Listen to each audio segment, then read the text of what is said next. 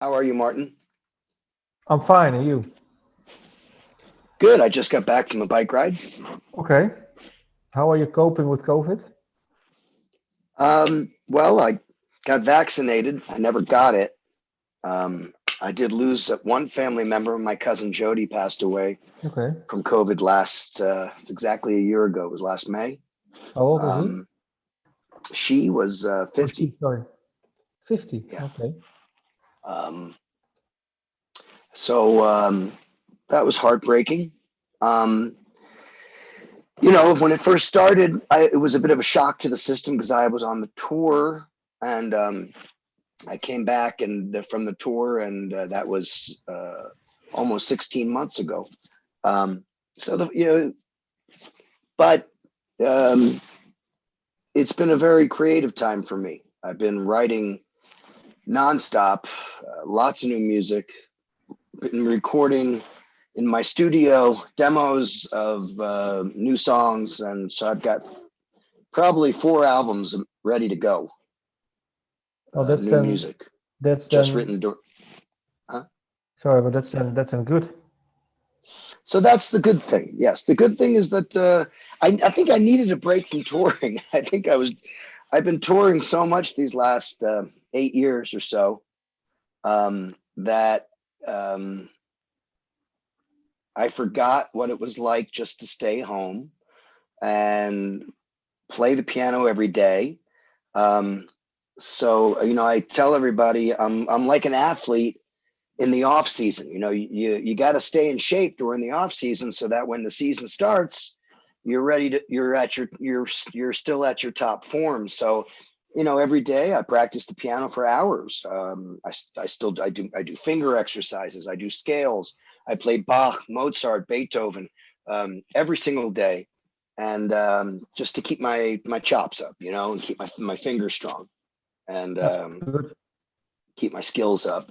And then I wind up writing. And like I said, it's just been a very creative 15, 16 months of writing just nonstop. It just keeps coming out. I can't keep up with it. I try and keep up with the recordings of the new songs. So I put them all in my phone.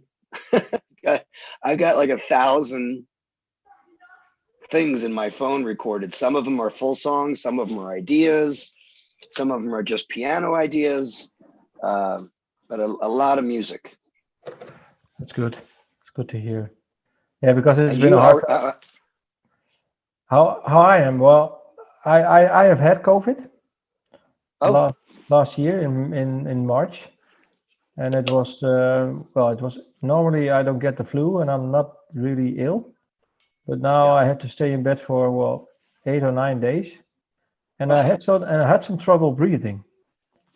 yeah, So that was a bit, no, not really scary, but my breathing was a little bit difficult for I think 2 or 3 days, but not so severe that I thought I had to go to the hospital or something. So yes, I had it, and I think I've recovered well. So well, good, that's good. I'm positive. glad to hear that. Yeah, positive. Um, Because some people have long term effects. You never know. True. I have a neighbor. He wasn't really ill, but he lost his smell. Yeah, And like gone forever. I don't Never know, but came back. still now. Yeah. Sometimes people say, well, so it takes a year and a half for the smell or taste to come back. But yeah, that's something. Well, it's too bad. And well, that's also why why I'm calling you. I was planning on a Eddie van Halen tribute Yeah, um, in the Paradiso in Amsterdam. Um, but yeah, I'm I'm just making a program. And well, we had a date, but now we don't have a date yet. But I was thinking, well, then maybe in 2022. But I'm just going on and see, well, where we stand.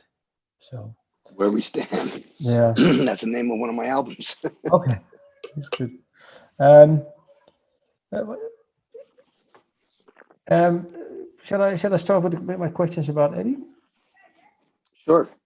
Yeah. Ask away. Was the last time you saw him? Last time I saw him was probably in 90, about 99, I think, 98 or 99. And how was he coping with life back then? Oh, he was doing okay. You know, he was going through a lot of changes. There were a lot of changes going on in his life at that time. You know, that was when Gary Sharon was singing with them. Um, it was kind of a transitional period, I think, for them. They'd gotten rid of Sammy Hagar. They brought Gary Sharon in. They brought in Ray Daniels, I think his name was. They got a new manager because their manager had passed away. Um, yeah, so it was definitely a transitional time for him. Yeah. Um, what was the first time you met him? It was 1992. It was when it was on. I'll never forget it. It was Wolfgang's first birthday. It was when Wolfgang turned 1. So it was at a friend's house. We had dinner, and that's when I met Ed. Was at right before dinner.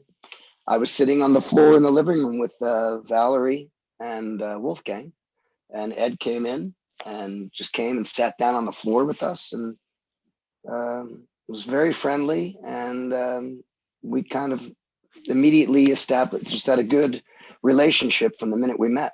How come? Um, well, he's a nice guy. First of all, he's just a very friendly guy. And I think that the two of us also just are kind of similar. You know, we just connected on a lot of different levels. We have the same interests. We're both musicians. We had similar things we like to do. We just had great conversation. We just enjoyed each other's company. And that night, I was playing a show at a venue in Park City where I live. And so after dinner, I said, I got to go. I have a show. And Valerie, I think Valerie said, hey, we'll come. So I reserved them a table down front. And that the very same day I met them, we had dinner, and then they came and saw me play. What was it So like for you? It was pretty. It was great. It was great. Like I said, we had a wonderful dinner conversation. We really hit it off right away and connected as friends almost immediately, you know. And then at the show that night, I played my heart out. I just put everything I had into. I just played nonstop for 2 hours, literally just dripping in sweat, playing the best show I could, and I felt like I really played well. And afterwards, I got off the stage, and I walked up to Ed and Val, and he just grabbed me and gave me the biggest hug and kissed me right on the lips.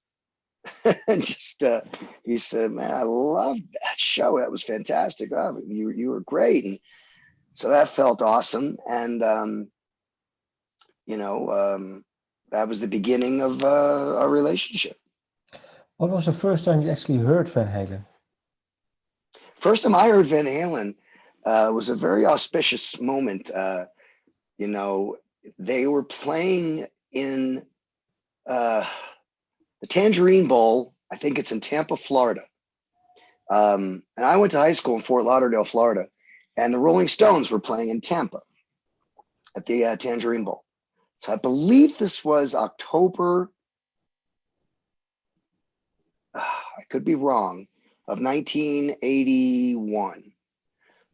You can Google it because Ed and I talked about this later on. So we got to the show, and it was a big outdoor football stadium, and Van Halen was about to go on, and I pushed my way all the way to the front, like right up against the stage on the right side. I was right in front of Eddie, and it was a beautiful, hot Florida day, and they were incredible. They came out, they played a great show, just jumping all over the place. They were in their prime, and Eddie just blew me away. He was incredible. Alex blew me away on drums. Of course, David Lee Roth was the incredible showman, and Michael Anthony was a showman. And then years later, when I was working with Eddie, if you look at the back of the Diver Down album, I could go get it if you want me to. Mm-hmm. You want me to go get it? Yeah. I collect vinyl. So this is the Diver Down album. Yeah. So when I was working with Eddie at 5150 years later, he had this photo blown up on the wall. And I said, "Where was that taken?" And he said, "We only opened up for the Rolling Stones once. And that was in Tampa, Florida at the Tangerine Bowl." And I said, "I was there." and it's a little hard to see on this, but on his photo, you could see me right down front. I'm in this picture on the Diver Down album. In this crowd right down here. Okay. So Ed was like, "Wow, that's incredible. Like, I guess this was meant to be." So that was the first time I saw them when they opened up for the Stones, and they were just incredible. And then years later, I showed Ed my face in that picture. What made for you? What made their music so good back then? Well, everything. I mean, it was a perfect what a great combination of talents.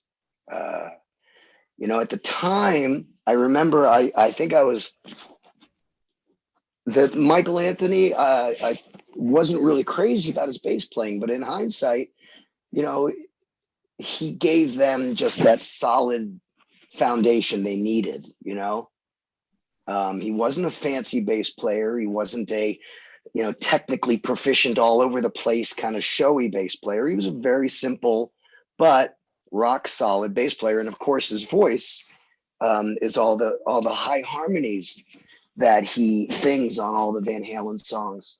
And of course, Alex is one of the greatest drummers of all time. Not only is he a solid time and rhythm and pocket, but also obviously his dexterity all over the drums is incredible. And he's a great showman too.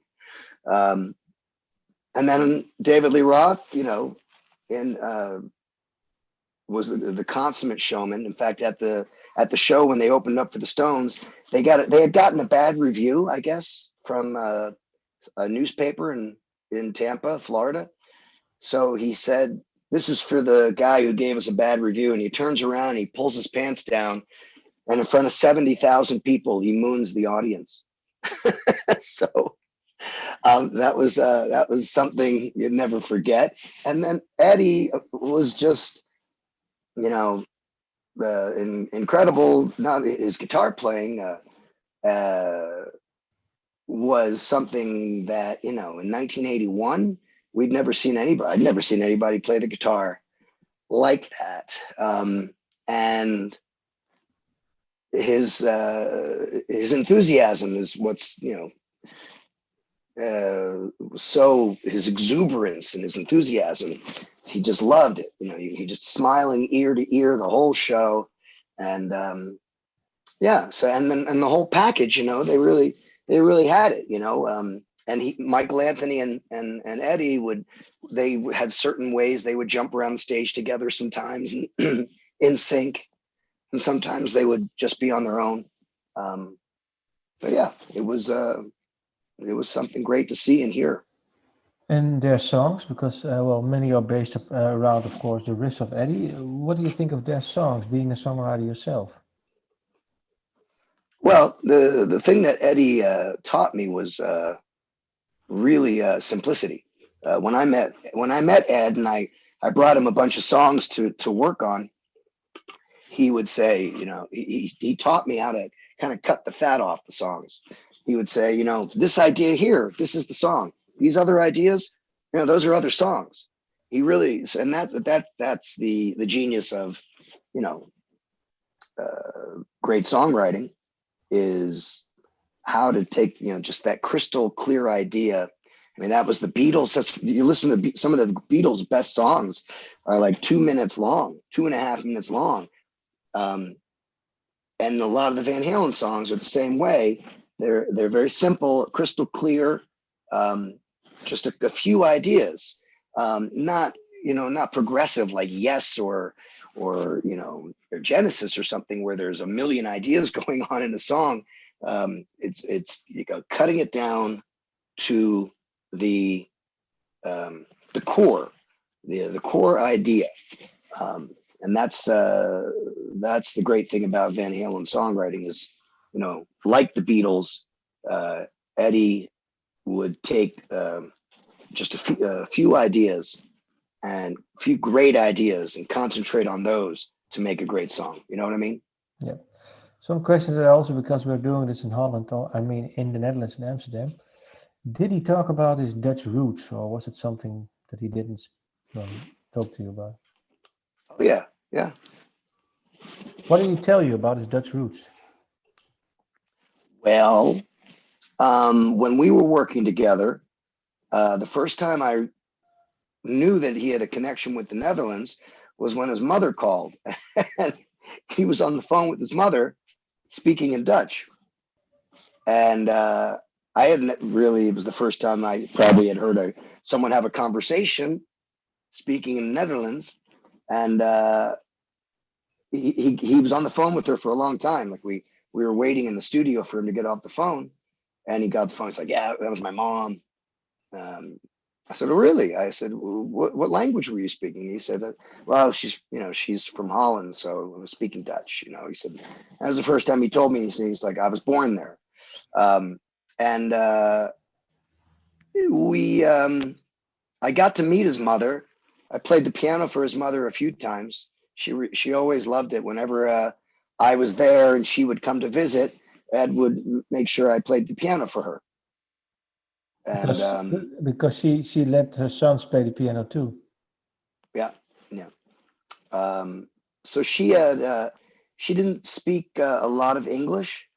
I remember that about her. And the ironic thing is that, I signed with a record company in Nijmegen back in like 97, 98. I was with that record company from 97, 98, 99, 2000 through 2003, I think. And when I got together with Ed again, after that happened, he's like, I can't believe you got signed to a record company in Nijmegen. Nijmegen is where they lived in the Netherlands. So he said, it's amazing how things go full circle. He didn't really have a lot of memories of the Netherlands because he was so young when he left.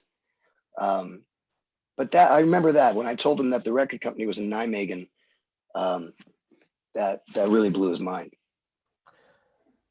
Did he talk about the Dutch connection often? No, he didn't really. He was too young. Yeah, like I said, I think he was probably too young to have a lot of memories of the Netherlands.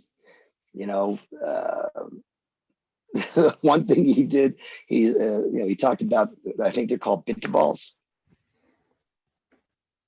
Am I saying that right? Bitterballen. Yeah. He did remember the bitterball. It's nice to eat the bitterball. Well, then, you played in Park City, like you said, and he hugged you and gave you a kiss. How do you end up then from, Eddie van Halen seeing you play in Park City and then recording an album with Eddie van Halen? How come? Well, this is how it happened. He took. I had a CD. My first CD at the time was called "Just Might Make It." I had recorded it in New York City before I moved to Park City, and Ed said that he was like, "What do you want?" And I was like, "Oh, a record contract." And so I gave him the CD. He said, I'll bring this to Warner Brothers. And then he came back out to Park City like a month later.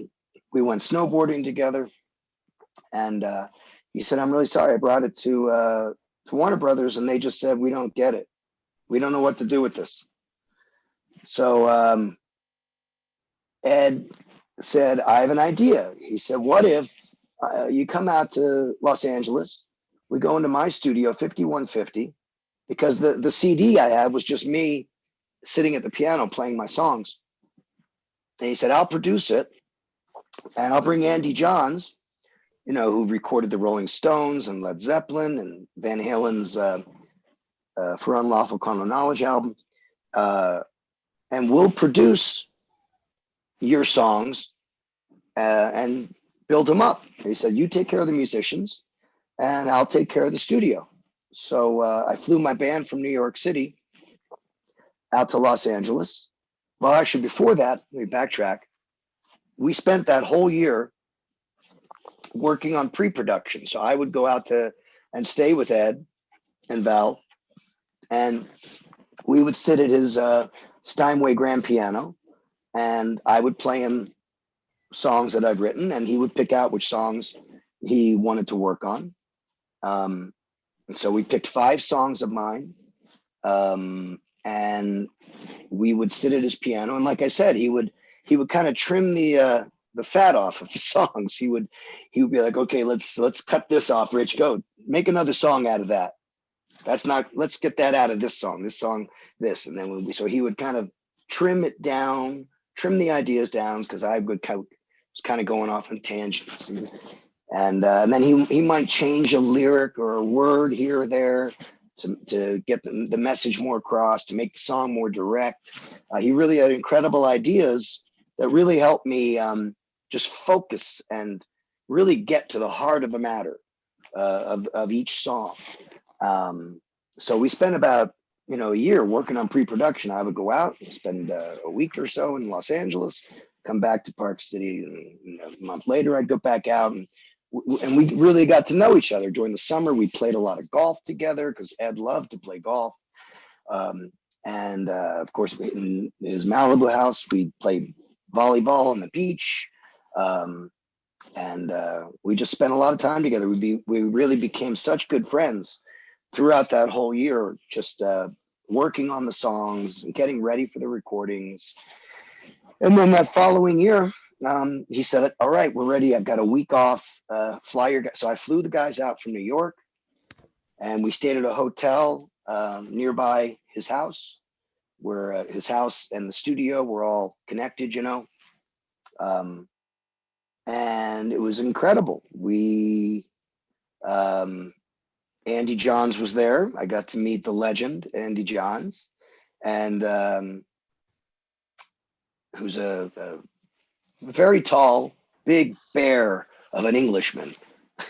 He was a character. He was, "Richard, what are we doing today?" He was always very, very gregarious, and so having Andy there and Ed there and my guys from New York, I was in heaven, absolute heaven. It was just a dream come true. It was beyond my wildest dreams. It was incredible. And what normally when I work in the recording studio, we work kind of quickly, you're kind of watching the clock, because usually studios are very expensive. Well, this was Ed's house, his home studio. So there was no looking. I don't even think there was a clock in the studio. So that was that was great. It was great. So, I mean, they took like half a day just getting the drums mic'd up and getting the drums sounding. I mean, I've never seen anybody spend so much time. Remember, Andy Johns recorded Charlie Watts, John Bonham, so this is, and Alex Van Halen. So he's famous for recording some of the world's greatest drummers. And my drummer, Kevin Hupp, is one of the greatest drummers in the world. He's a top New York session drummer. And we were all just amazed how slow it was, right?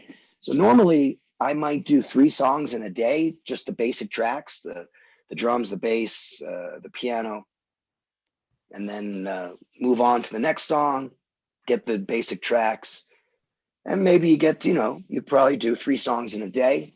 It took us all day to do one song, and all of us from New York, we're going, oh my God, this is going so slow.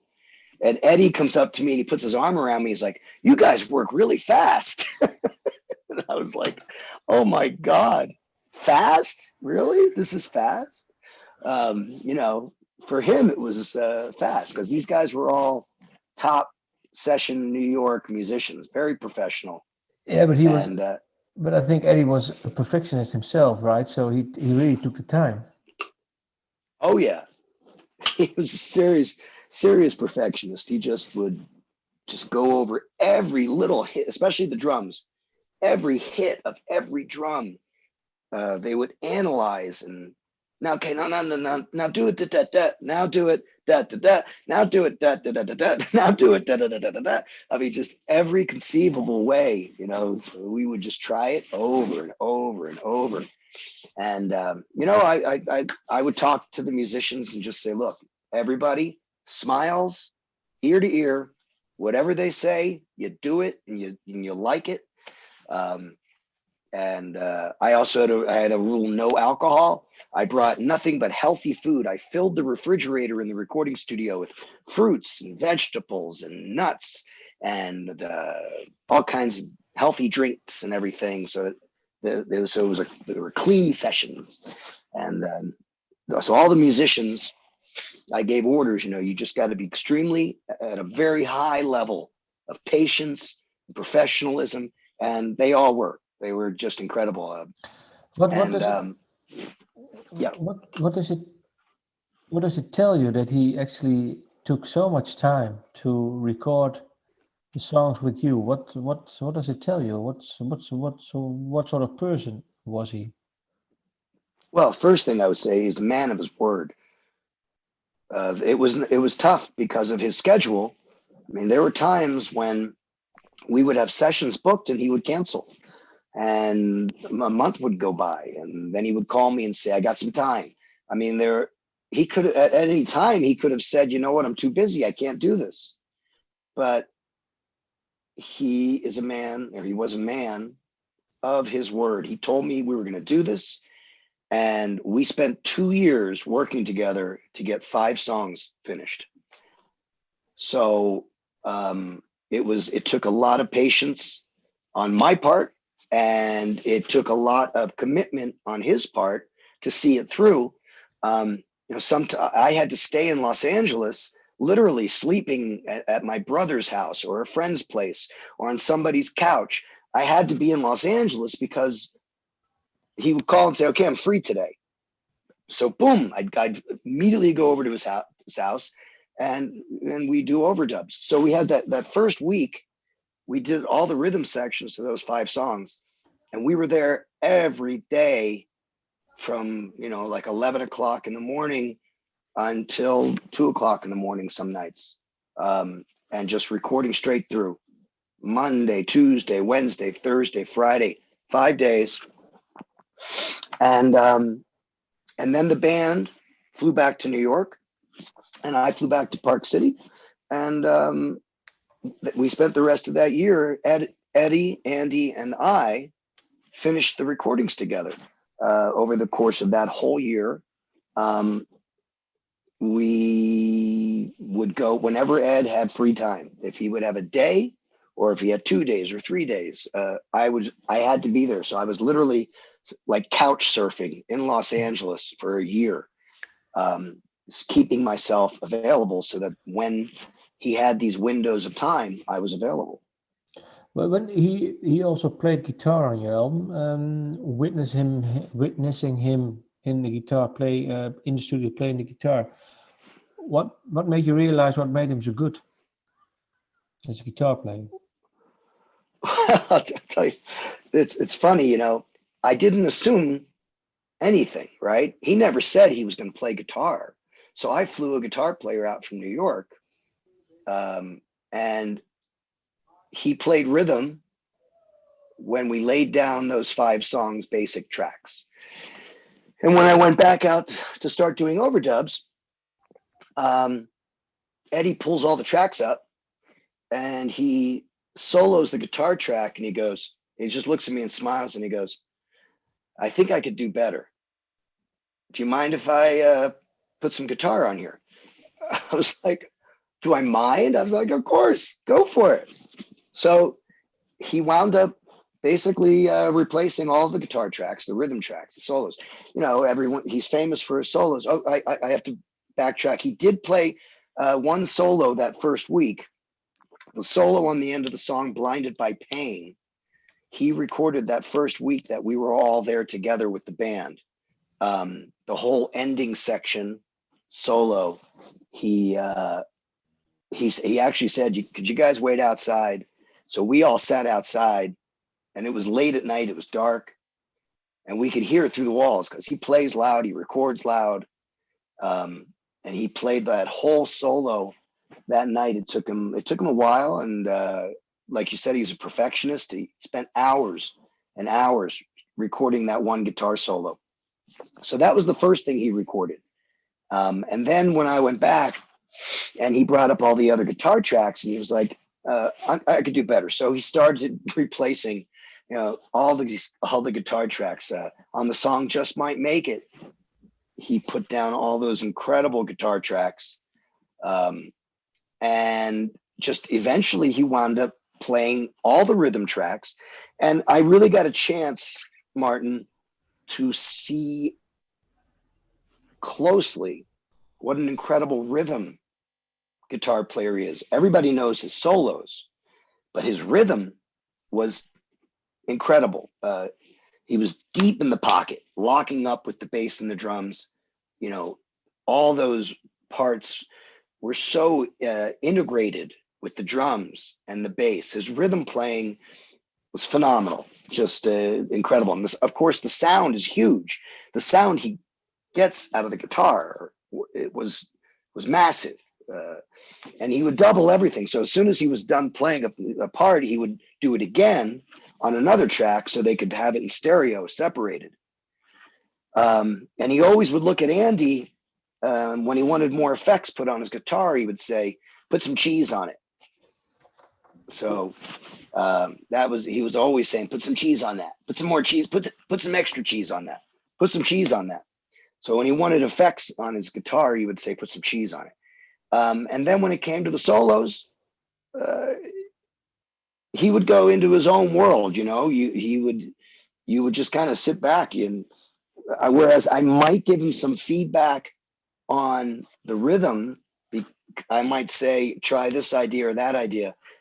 The solos I didn't say a thing. I just let him go, because he wound up playing solos on 4 of the 5 songs that were just mind-blowing and perfect. Each one was different. It's not like he was playing the same solo or even the same style.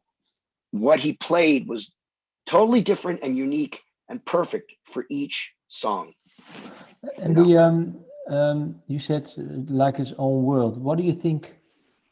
What did he get from the guitar? How important was the guitar playing and the guitar for him? What did it give him? Oh, I don't know if I can answer what it gave him. All I can say is that I remember at the time I always said to people, because people were always asking me, how's it going with Van Halen? How are the recordings going with Eddie? Eddie would have been a guitar player whether he was famous or not. If he was, it was such a passion of his. I just think it was obviously, it was all of him, just like, any musician, passionate musician. Music is your life. Music was Ed's life. Whether you're, whether you're world famous or you're not, it takes over all that you are. So it was all that he is. It was in every cell in his body. Yeah. And Oh, you said the last time you saw him was in '98. Did you stay in contact afterwards? No, he kind of disappeared. Um, That was the last we time you saw him. The last time you it saw was him. it was the last time I saw him was at a show they did in I think it was in Salt Lake City, or it could have been Park City. I don't remember. They would, every time they would come through Salt Lake City, they would play. I would go see them, or they came up to they played in Park City. I saw them. Um, like I said, it was the tour with Gary Sharon. And I remember we hung out backstage. But then we also hung out backstage in Salt Lake City.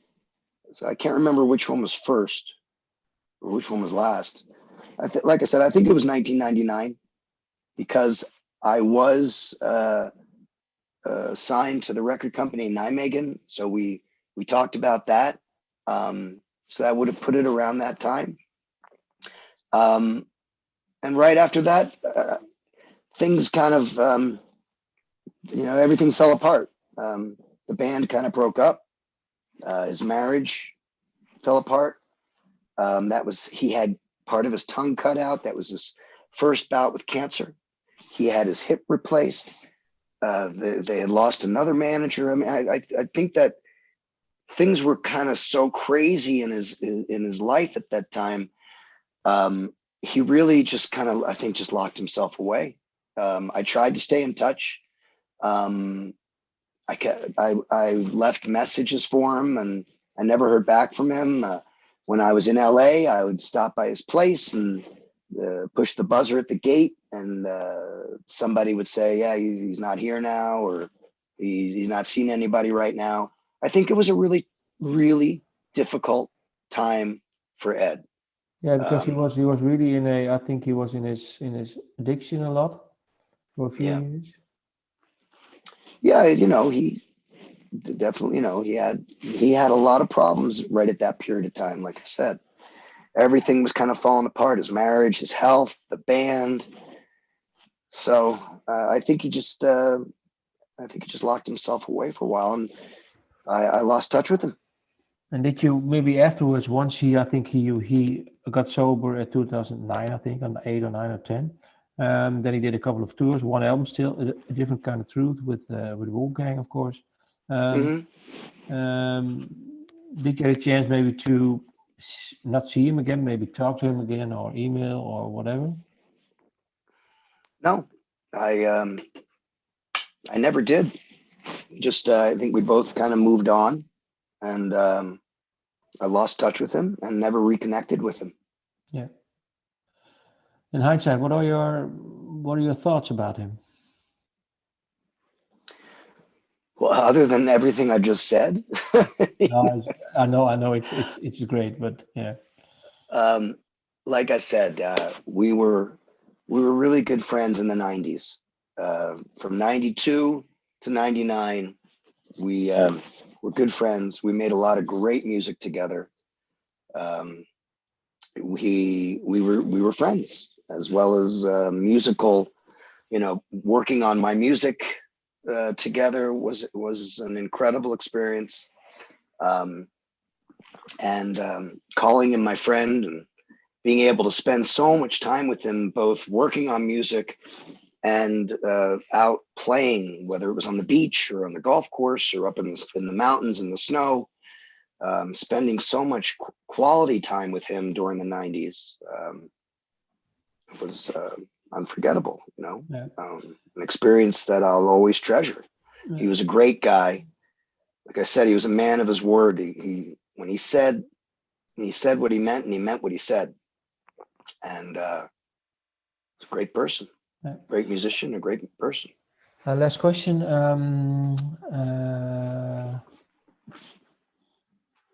The 6th of October 2019, I think he passed away. Yeah. Where were you when you heard the news? Um, well, it was 2020, right? Yeah, it was Oh, October sorry, 6th, 2020. excuse. Yeah, so Yeah. October 6th, 2020, he passed away. Where were you when you heard the news? Well, I'll never forget. I was sitting at my piano in my living room, And I had, when I work on the piano, like I said, I've been playing the piano many hours every day during this pandemic. And I turned my phone off and I set it down next to me, and then I work on the piano. And I'd been playing for a few hours that morning, and I took a break and I picked up my phone, and it was blowing up. I had like 25 text messages from people who were telling me that Eddie had passed away. And I remember just, you know, going like, what the fuck? And I called a few friends of mine and talked, and we all kind of commiserated and talked about how sad we were. And then I went on the internet and I read what Wolfgang had posted, and I spent the rest of that day by myself playing the piano. And I wound up writing a song for Ed that day called One More Time, which we're going to be releasing soon. And it's a song that pays respect to Ed, and it's full of love and passion. And I sat there and I thought, I mean, all those memories came flooding back to me of all my time with Ed, from the first time I met him until the last time I saw him.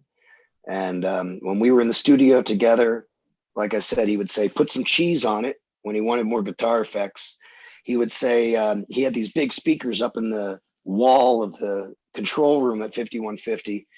And he would look at me and smile and say, Rich, should we turn it up and put it up top and turn it loud? And then he would look at Andy, go, Andy, put it up top, turn it loud. So, and then whenever I was doing, especially my vocals, when I was singing, he would make me sing it over and over and over and over and over and over and over. And I was just like, oh my God, you know, it's the same way I just sang it. He'd be like, one more time, Rich, you got to do it again. Do it one more time until we get it right. Do it one more time. And he would say that over and over. So the chorus of the song is, put some cheese on it, put it up top, turn it loud, do it again until we get it right. Do it one more time. And the name of the song is One More Time. So that's how I spent that day, October 6th, 2020. Thanks for sharing your story, Rich.